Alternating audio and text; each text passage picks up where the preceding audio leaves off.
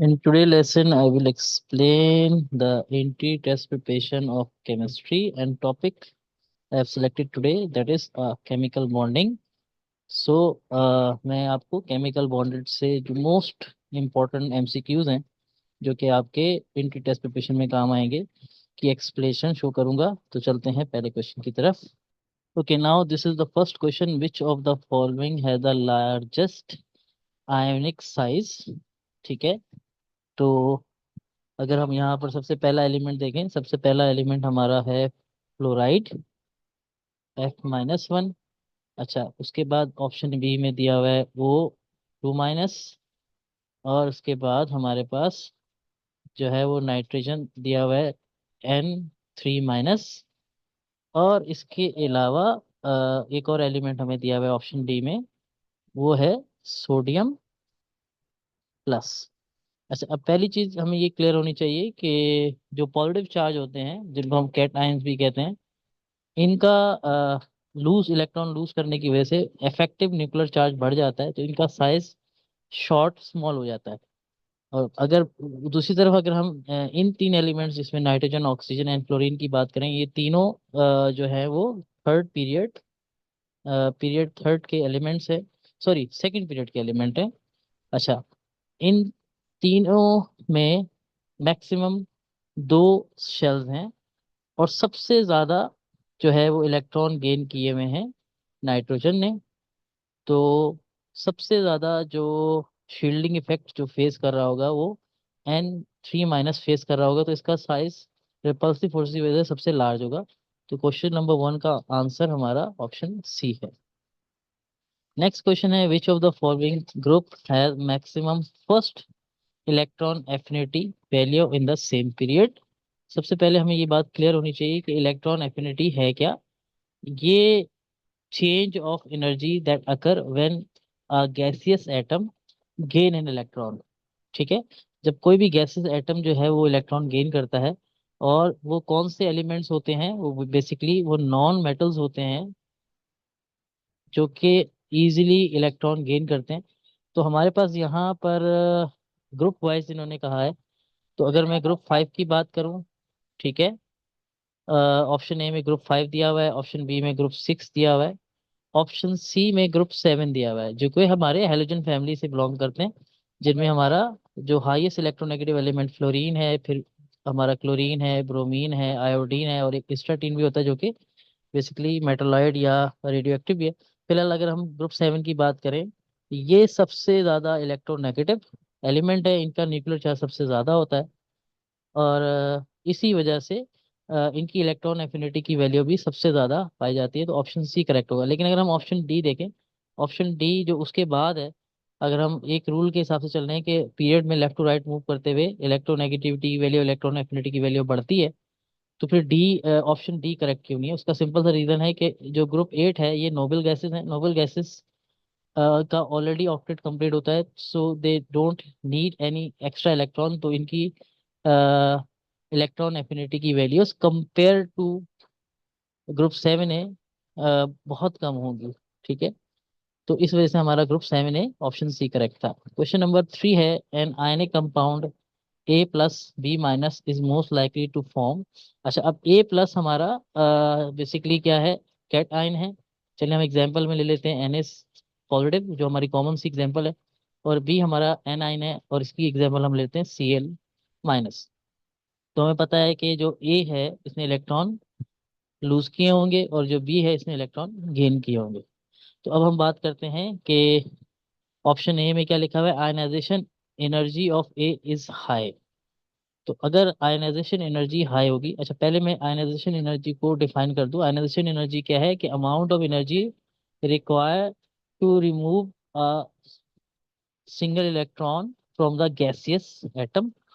तो किसी gaseous atom से इलेक्ट्रॉन रिमूव करने के लिए जो एनर्जी चाहिए उसको आयनाइजेशन एनर्जी कहते हैं। तो रिमूव जो है हमारा A+ ने किया है, अगर इसकी आयनाइजेशन एनर्जी हाई होगी तो क्या ये आसानी से रिमूव कर पाएगा? तो जो भी हमारा आयनाइजेशन एनर्जी हाई वाली बात है, तो ये स्टेटमेंट भी गलत हो जाएगा। और ऑप्शन सी में अगर आप गौर से देखें, उन्होंने लिखा है बोथ आयनाइजेशन एनर्जी और electron affinity A and B are high, क्योंकि इसमें आयनाइजेशन एनर्जी का कॉन्सेप्ट आ गया, तो सी भी गलत हो जाएगा। अच्छा, ऑप्शन बी चेक करते हैं। Ionization energy of A is low, ये स्टेटमेंट बिल्कुल सही है। आगे पढ़ते हैं। And the electron affinity of B is high. हाँ, उसकी वजह यह है कि इलेक्ट्रॉन एफिनिटी हाई होगी जब भी तो वो लूज किया हुआ इलेक्ट्रॉन जो ए ने लूज किया था वो आसानी से गेन करेगा। तो हमारा इस एमसीक्यूज का जो करेक्ट आंसर है वो ऑप्शन बी है। नेक्स्ट क्वेश्चन नंबर 4 हमारा क्या कहता है? Which of the following is the correct dot and cross diagram of bonding between two chlorine atom? अच्छा, अब क्लोरीन की अगर हम बात करें तो हमें ये चीज़ का क्लियर आइडिया होना चाहिए कि ये दोनों मेटल नॉन मेटल्स हैं। तो नॉन मेटल्स हमेशा कोवलेंट बॉन्ड बनाते हैं और कोवलेंट बॉन्ड इलेक्ट्रॉन की शेयरिंग से बनता है। ठीक है। और इलेक्ट्रॉन की शेयरिंग में अगर हम यही वाली बात करें कि ऑप्शन सी को अगर आप डी को फोकस करें तो इसमें ये जो एरो शो कर रहा है, एरो से शो कर रहा है कि जैसे electron left to right shift हो रहे हैं, ट्रांसफर फॉर इलेक्ट्रॉन सी और डी में। इसका मतलब है सी ऑप्शन भी नहीं होगा, डी भी नहीं होगा। लेकिन अगर हम ऑप्शन ए में देखें, ऑप्शन ए में इन्होंने दो क्लोरीन एटम को ज्वाइन करके एक सिंगल में कन्वर्ट कर दिया है। तो ये भी करेक्ट नहीं होगा। अगर तो हमारा ऑप्शन बी करेक्ट होगा। लेकिन मैं ऑप्शन बी को थोड़ा और एक्सप्लेन करता हूँ। देखें, ये डायग्राम थोड़ी सी विजिबल नहीं है, मैं आपको यहाँ पर एक चीज एक्सप्लेन कर देता हूँ कि ये हमारे क्रॉस बने हुए हैं। ठीक है, मतलब एक एटम पे डॉट्स बने हुए हैं, इस पे क्रॉस बने हुए हैं। और नेक्स्ट डायग्राम में जो कंबाइंड प्रोडक्ट है तो ये इसका डॉट है और ये इसका क्रॉस है। तो ये इसकी एक्यूरेट केमिकल बॉन्डिंग है according to dot and cross method. तो ऑप्शन बी करेक्ट होगा। ठीक है। अच्छा, नेक्स्ट क्वेश्चन नंबर 5 है। According to valence shell electron pair repulsion theory the repulsive forces between the electron pair of central atom and the molecule are in order. By definition हमें अच्छी तरीके से पता है कि दो ही तरह के इलेक्ट्रॉन पेयर होते हैं, एक होता है लॉन पेयर और दूसरा होता है बॉन्ड पेयर। तो सबसे ज्यादा जो रिपल्जन होती है वो लॉन पेयर के दरमियान होती है। सेकंड नंबर पे लॉन पेयर बॉन्ड पेयर।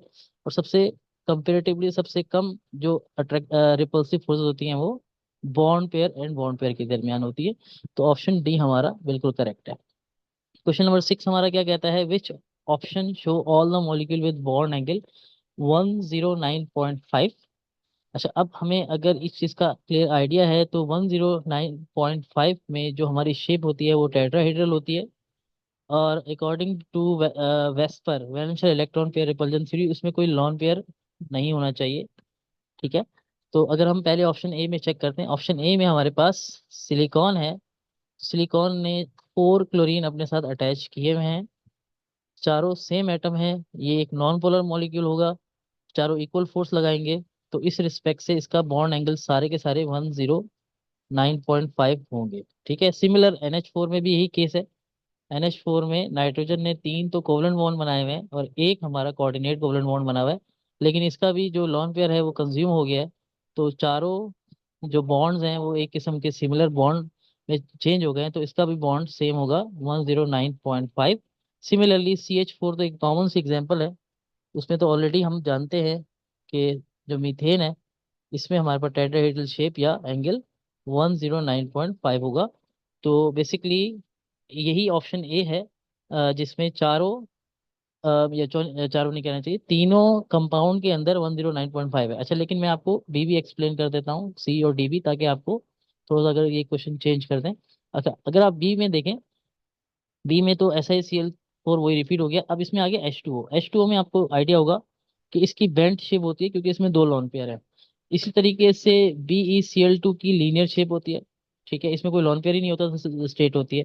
तो लीनियर शेप वाले में 180 का एंगल होता है और बेंट शेप वाले में अगर हमें वाटर की शेप याद हो तो 104.5 होता है। सिमिलरली अब यहाँ पर ऑप्शन सी में देखते हैं, यहाँ अमोनिया आ गया। ये भी बहुत कॉमन एग्जांपल है। अमोनिया में हमारी 107.5 एंगल होता है, बॉन्ड एंगल।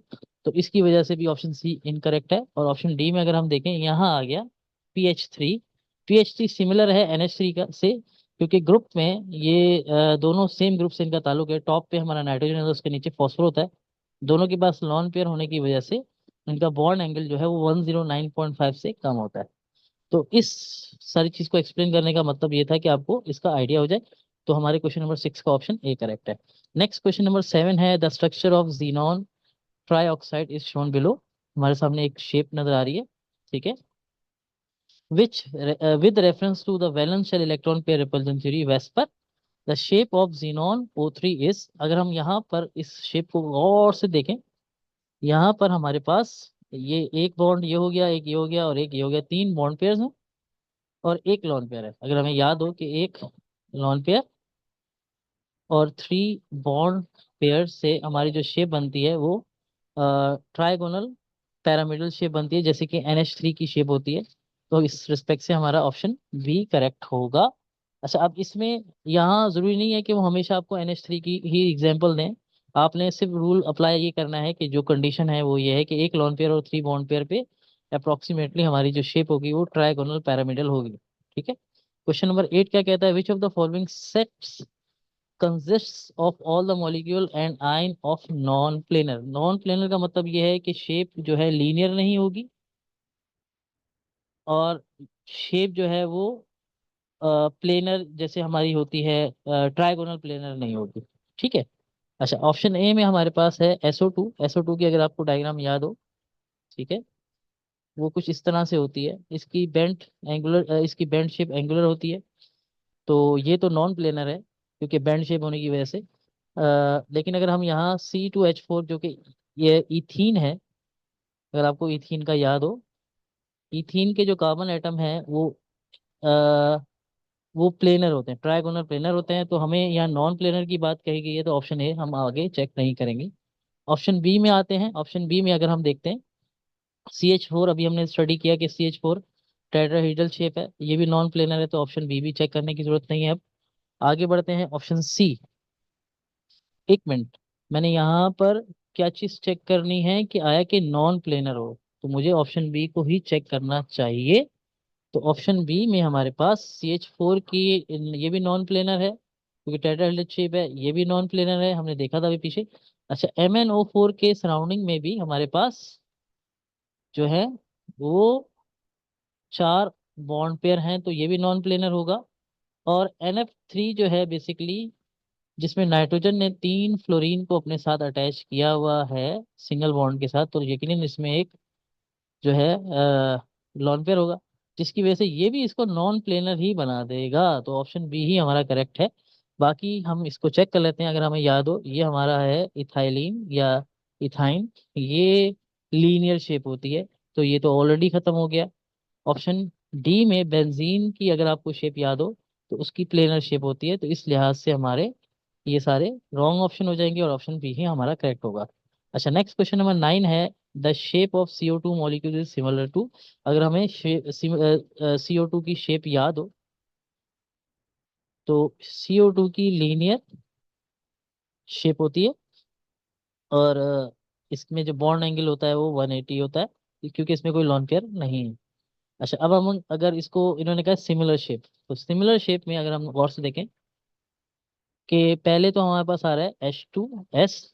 तो H2S में सल्फर जो आपका ग्रुप 6 से ताल्लुक रखता है, इसके पास दो लॉन पेयर होते हैं, तो इसकी शेप बेंट होगी, तो ऑप्शन ए नहीं हो सकता। SO2 भी हमारी अभी हमने पीछे ड्रॉ की थी, मैं दोबारा ड्रॉ करके दिखा देता हूँ। ये हमारा SO2 की भी बेंट शेप होती है due to this lone pair. SnCl4 जो टिन है, जो ग्रुप 4 से जिसका ताल्लुक है। अच्छा, अब ग्रुप 4 से कार्बन का भी ताल्लुक है, तो Sn ने दो क्लोरीन अटैच किए हुए हैं, तो इसके पास तो चार वैलेंस इलेक्ट्रॉन होने चाहिए। तो बाकी के जो दो इलेक्ट्रॉन है वो इसको लोन पेयर की शुरुआत में मौजूद होंगे, तो जो इसकी शेप को क्या कर देंगे, बेंड कर देंगे। तो ऑप्शन सी भी इनकरेक्ट होगा। हाँ, जबकि हम डी देखें, डी हमारा है Be, बेरिलियम, जो कि ग्रुप 2 का जिस मेंबर है। तो ग्रुप 2 के मेंबर के पास सिर्फ दो ही इलेक्ट्रॉन्स होते हैं, उसकी वजह से जो इसकी जो शेप बनती है वो लीनियर शेप बनती है, जो कि सिमिलर होगी हमारे कार्बन डाइऑक्साइड से। तो ऑप्शन डी करेक्ट होगा। क्वेश्चन नंबर 10 है, the angle between unhybridised p orbital and 3sp2 hybrid orbital of each carbon atom is. अच्छा, अगर हमें याद हो, यहाँ पर sp2 हाइब्रिडाइजेशन की बात हो रही है। sp2 हाइब्रिडाइजेशन हमने पढ़ी थी C2H4 में, जिसकी जो हाइब्रिड ऑर्बिट की जो शेप होती है वो ट्राइगोनल प्लेनर होती है। मैं आपको ड्रॉ करके दिखाता हूँ। मतलब इसके अंदर हमारे पास जो कार्बन है, इसके हमारे पास हम इस तरह से एक शेप बना सकते हैं। तो एक हाइब्रिड ऑर्बिटल ऐसा होता है दूसरा ऐसा होता है, तीसरा ऐसा होता है। सिमिलरली दूसरा कार्बन एटम है, वो भी इस तरीके से ही, थोड़ी सी डायग्राम मेरी इतनी अच्छी नहीं है लेकिन इंशाल्लाह आपको समझ में आएगा। ये फर्स्ट ऑर्बिट जो कि आपका बॉन्डिंग का है, ये हमारा सेकंड है, और ये हमारा थर्ड है। अच्छा, अब ये एक ट्रायगोनल प्लेनर शेप होती है, ठीक है। अ, अब इसके बाद जो हमारा अनहाइब्रिडाइज ऑर्बिट होता है वो बिल्कुल इस प्लेनर शेप के वर्टिकली अपवर्ड होता है। वर्टिकली, वर्टिकली का मतलब है जो इसका एंगल बनेगा वो 90 का बनेगा। हाई, यहाँ बात हो रही है अनहाइब्रिडाइज पी ऑर्बिटल की। तो इन हाइब्रिड ऑर्बिटल के साथ जो इसका एंगल बनेगा दोनों का, वो 90 का बनेगा, ठीक है। और ये इससे इस तरह से ये पाई बॉन्ड बनाता है। तो बेसिकली हमारा ऑप्शन सी करेक्ट होगा। क्वेश्चन नंबर 11 की तरफ चलते हैं। The number of bond in nitrogen molecule. अगर हमें नाइट्रोजन का पता हो कि N2 में हमारे पास ट्रिपल कोवलेंट बॉन्ड होता है, तो जो पहला बॉन्ड होता है वो हमारा सिग्मा बॉन्ड होता है और बाकी के दो बॉन्ड पाई होते हैं। तो इस रिस्पेक्ट से हमारा ऑप्शन सी करेक्ट होगा, 1 pi and 2, sorry 1 sigma and 2 pis. अच्छा, क्वेश्चन नंबर 12 है, when the two partially filled atomic orbital overlap in such a way that the probability of finding the electron is maximum around the line joining of two nuclei, the result in the formation of। अच्छा, bond की अगर हम form करें कि यहाँ partially atomic orbital जब overlap करते हैं तो दो ही तरह के बॉन्ड बन सकते हैं, या तो सिग्मा बॉन्ड बनता है या पाई बॉन्ड बनता है। हाइड्रोजन एंड मेटालिक बॉन्ड का कॉन्सेप्ट इसमें नहीं आता, तो ऑप्शन बी और डी तो वैसे ही रॉन्ग हो जाएंगे। हाँ, अब यहाँ पर ये बात हो रही है कि in such a way that the probability of the final is maximum. तो जो सिग्मा बॉन्ड होता है वो ये लो एनर्जी रखता है। तो इसमें ये लो एनर्जी का मतलब ये है कि ये अपने न्यूक्लियस के सबसे ज़्यादा करीब होगा। इसकी प्रोबेबिलिटी इसको फाइंड करने की सबसे ज़्यादा होगी कंपेयर टू पाए, तो हमारा ऑप्शन ए करेक्ट होगा। क्वेश्चन नंबर 13 है, which of the following hybrid orbital have maximum S character. अच्छा, वैसे हमें ऑलरेडी याद है, होता है कि अगर हम एक एक जैसे ऑप्शन ए में हमारे टोटल 4 ऑर्बिटल्स हैं, एक एस है। तो 1 को डिवाइड करेंगे 4 से, मल्टीप्लाई बाय करेंगे 100, तो अप्रोक्सीमेटली हमारा जो एस करेक्टर आएगा वो 25% आएगा। sp2 में टोटल 3 ऑर्बिटल्स हैं, एक एस है। तो एक एस को अगर हम 3 से डिवाइड करते हैं, मल्टीप्लाई बाय 100 करते हैं, तो एस करेक्टर हमारा आ जाता है 33% तकरीबन। इसके बाद आ जाते हैं एसपी में टोटल 2 ही ऑर्बिटल्स हैं। तो दो में से एक 1/2 मल्टीप्लाई बाय 100 जब हम करेंगे तो मैक्सिमम एस करेक्टर जो कि है 50% आता है एसपी में। तो हमारा ऑप्शन सी करेक्ट है, लेकिन मैं ऑप्शन डी भी आपको चेक बता दूं। ऑप्शन डी में हमारे 1 2 3 4 है। तो 4 ऑर्बिटल में आउट ऑफ 1 एस, तो यही सेम परसेंटेज आएगी 25%। तो इस वजह से हमारा ऑप्शन सी जिसमें लिखा हुआ है कि मैक्सिमम एस करेक्टर मौजूद है। अच्छा, क्वेश्चन नंबर 14 है, in the second period of element although oxygen lie next to nitrogen, yet its first ionization energy lower than the nitrogen because। अच्छा, ये बहुत इंपॉर्टेंट क्वेश्चन है। यहाँ पर ये बहुत कॉमन क्वेश्चन पूछा जाता है कि अगर हम नाइट्रोजन की बात करें जिसका एटॉमिक नंबर 7 है और इसकी इलेक्ट्रॉनिक कॉन्फ़िगरेशन हम लिखें 1s2, 2s2, 2px, 2py and 2p set. हर एक ऑर्बिटल में जो पी एक्स पी एक एक ऑर्बिटल आएगा।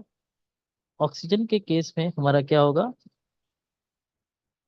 ऑक्सीजन जिसका एटॉमिक नंबर 8 है इसका आएगा 1s2, 2s2, 2px, 2py and 2pz। Oxygen में हमारे पास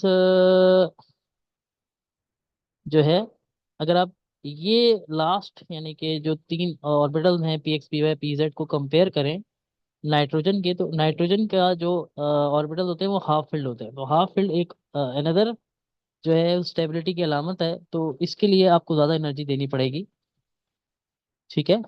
और सारे सेपरेटली फील्ड है तो इनकी रिपल्सिव फोर्सेस मिनिमम होगी।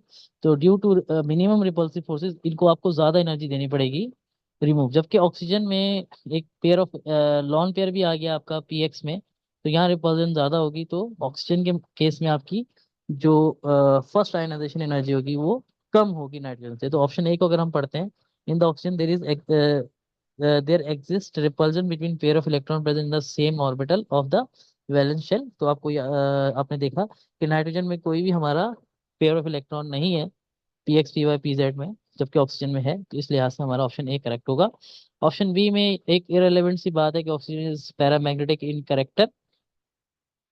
पैरामैग्नेटिक के लिहाज से भी उसके अंदर पेयर ऑफ इलेक्ट्रॉन होता है, लेकिन इसका इससे कोई लिंक नहीं है। सी में nuclear charge of oxygen is greater than nitrogen, ये तो बिल्कुल अपोजिट बात हो जाएगी, क्योंकि अगर न्यूक्लियर चार्ज ज्यादा होगा तो हमें ज्यादा एनर्जी देनी होगी। Oxygen has a higher electron affinity, ये भी न्यूक्लियर चार्ज को सपोर्ट करती है, तो इसलिए हमारा ऑप्शन ए ही करेक्ट था। क्वेश्चन नंबर 15 है, which of the following element has the largest second ionization energy. अच्छा, सेकंड आयनाइजेशन एनर्जी में अगर हम ऑक्सीजन की बात करें, अभी जैसे ऑक्सीजन का आपने देखा, तो ऑक्सीजन का पहला इलेक्ट्रॉन निकलेगा जो कि पी में है, फिर दूसरा इलेक्ट्रॉन निकलेगा वो भी पी में है। तो पी से जब इलेक्ट्रॉन निकलेंगे तो आयनाइजेशन एनर्जी में बहुत बड़ा गैप नहीं आएगा। इसी तरह से अगर हम फ्लोरीन की बात करें, फ्लोरीन की भी इलेक्ट्रॉनिक कॉन्फ़िगरेशन में लिख देता हूँ 1s2। इसको मैं कुछ इस तरह से लिख देता हूँ 2s2 और 2p5। अच्छा, अब ये 5 इलेक्ट्रॉन है, चार 5 के 5 इलेक्ट्रॉन पी में है, तो फर्स्ट इलेक्ट्रॉन भी निकले और सेकंड थर्ड भी निकले, तो इतना ज्यादा गैप नहीं आएगा एनर्जी का, क्योंकि सब पी से निकलना है। अब अगर हम सोडियम को देखें, जिसका एटॉमिक नंबर है 11, ठीक है, इसकी इलेक्ट्रॉनिक कॉन्फ़िगरेशन है 1s2, 2s2, 2p6, ठीक है, उसके बाद है 3s1। अब अगर हम पहला इलेक्ट्रॉन निकालेंगे बहुत आसानी से निकल जाएगा, क्योंकि वो एस ऑर्बिटल में है। लेकिन अब नेक्स्ट इसके ऊपर आ जाएगा, सोडियम के ऊपर आ जाएगा पॉजिटिव चार्ज, और अब इसके जो पॉजिटिव चार्ज होने की वजह से, और प्लस अब हम 3s ऑर्बिटल से लोअर लेवल पे चले गए 2p में, तो अब p से इलेक्ट्रॉन निकालना मुश्किल होगा, तो इसकी सेकंड आयनाइजेशन एनर्जी सबसे हाई होगी। इसी तरह नाइट्रोजन भी अभी हमने देखा था कि मैं दोबारा इलेक्ट्रॉनिक, नाइट्रोजन के अंदर भी हमारे पास सारे पी से इलेक्ट्रॉन निकलने हैं, फर्स्ट सेकंड थर्ड भी, तो इसके नाइट्रोजन भी नहीं होगा, तो हमारा ऑप्शन सी करेक्ट है। क्वेश्चन नंबर 16 है, the bond angle in H2S is less than H2O। अगर हमें याद हो कि ऑक्सीजन जो है वो टॉप पे ग्रुप 2 के पीरियड 2 के टॉप का एलिमेंट है, उसके नीचे सल्फर है, तो जो साइज होता है ऑक्सीजन का वो स्मॉल साइज होता है। जब साइज स्मॉल होगा तो रिपल्जन भी ज्यादा होगी, तो उसकी वजह से जो बॉन्ड एंगल, अगर आपको वेस्पर थ्योरी याद हो, वो बनता है ड्यू टू रिपल्जन। तो ऑक्सीजन के अंदर बॉन्ड एंगल ज्यादा होने की वजह H2S के कंपेरेटिवली इसलिए है कि उसके अंदर स्मॉल साइज है, तो ऑप्शन ए करेक्ट होगा। क्वेश्चन नंबर 17 है, molecule which contain 2 lone pair and 2 bond pair of electron in the वैलेंशियल electron of central atom, geometrical shape of the molecule will be. यहाँ बात हो रही है दो, जैसे ऑक्सीजन वाटर की एग्जांपल अगर आपको याद हो, 2 लोन पेयर होते हैं और 2 बॉन्ड पेयर होते हैं, तो इसकी शेप होती है एंगुलर या बेंड शेप कहलाती है, तो ऑप्शन सी करेक्ट होगा। क्वेश्चन नंबर 18 है, the SI unit of dipole moment. अगर आपको डाइपोल मोमेंट का फॉर्मूला याद हो, उसमें हम क्या करते हैं, बॉन्ड लेंथ को, सही है, मल्टीप्लाई करते हैं जो चार्ज से। बॉन्ड लेंथ का यूनिट होता है मीटर, चार्ज का यूनिट होता है कूलम सी, तो इसका जो ऑप्शन होगा ऑप्शन सी करेक्ट होगा। क्वेश्चन नंबर 19 है, which of the following molecule has the non zero dipole moment. Non zero dipole moment उसी की होगी जो कि पोलर होगा।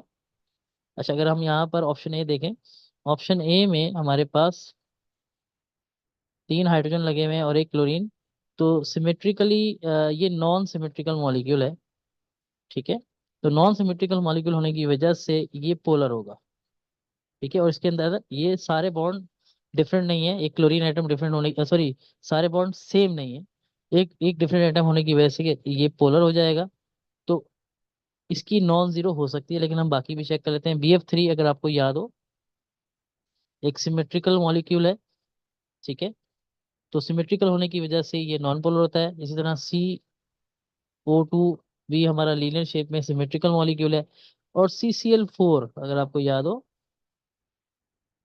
जो कि सिमेट्रिकल मॉलिक्यूल है, तो बाकी सारे हमारे नॉन नॉन पोलर हैं सिर्फ, और सिर्फ CHCl3 ही हमारा पोलर है।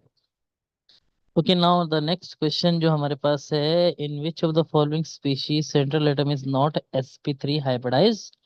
अच्छा, यहाँ मैं आपको एक बहुत अच्छी सी ट्रिक बताऊंगा, आसान सी, जिससे आप किसी भी टाइप की हाइब्रिडाइजेशन फाइंड करना चाहे तो कर सकते हैं। तो वो ट्रिक कुछ इस तरह से है कि आपने काउंट करना है नंबर ऑफ एटम्स जो सराउंडिंग में है, ठीक है, जो एटम्स बॉन्डेड है सेंट्रल एटम से उसकी बात हो रही है। और सेकंड थिंग आपने काउंट करनी है लॉन पेयर्स। लॉन पेयर भी हो सकता है और कोई एक इलेक्ट्रॉन पेयर भी हो सकता है।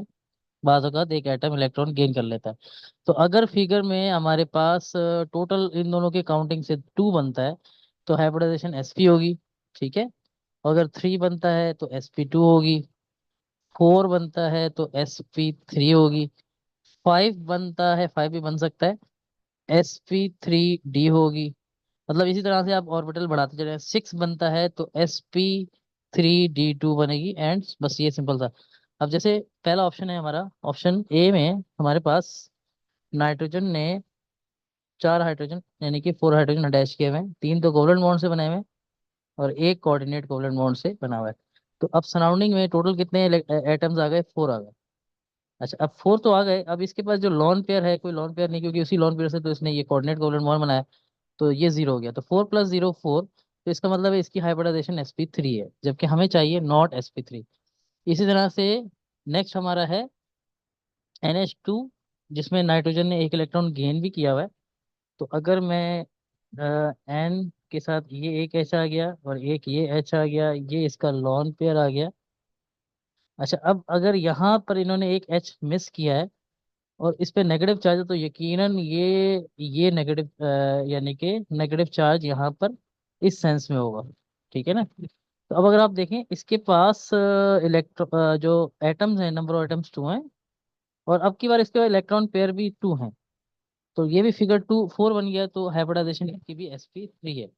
इसी तरह से NH3 में हमें याद है कि NH3 में हमारे पास एक लॉन पेयर होता है और 3 बॉन्ड पेयर होते हैं। तो इसको भी अगर हम काउंट करेंगे 3 + 1 तो फिगर 4, तो sp3 ही होगा। और हमारा जो ऑप्शन बचता है वो डी है, वही हमारा करेक्ट होगा। लेकिन मैं इसको भी आपको चेक करवाता हूँ कि आया है कि ये कैसे ऑप्शन बनता है। नाउ अब हम चेक करते हैं अपने ऑप्शन डी NO3 को। NO3 की शेप किस तरह से होती है कि जो नाइट्रोजन है इसने, अगर मैं पहले इसके वैलेंस शेल इलेक्ट्रॉन बनाऊं, एक यहाँ, ये 2, 3, 4।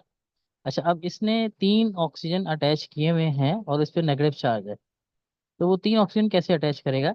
देखें, एक तो फर्ज करें एक डबल बॉन्ड के साथ ये यूं आ गया और एक डबल बॉन्ड के साथ यूं आ गया, क्योंकि डबल बॉन्ड बनाने के लिए इलेक्ट्रॉन पेयर उतने चाहिए। अब एक ऑक्सीजन कुछ इस तरह से अटैच होगा तो उस ऑक्सीजन पे क्या होगा? नेगेटिव ऑक्सीजन पे चार्ज होगा, याद रखिएगा। तो ओवरऑल मॉलिक्यूल पे क्या चार्ज होगा? नेगेटिव चार्ज आ जाएगा। अब अगर आप इस सेंट्रल एटम के काउंट करें, सेंट्रल एटम के सराउंडिंग में टोटल 3 एटम्स हैं, कोई लॉन पेयर नहीं बचा है नाइट्रोजन का, तो इसकी हाइब्रिडाइजेशन फिर sp2 होगी। तो इसलिए से हमारा ऑप्शन डी करेक्ट है। होप आपको ये लेसन समझ में आया होगा। Thank you.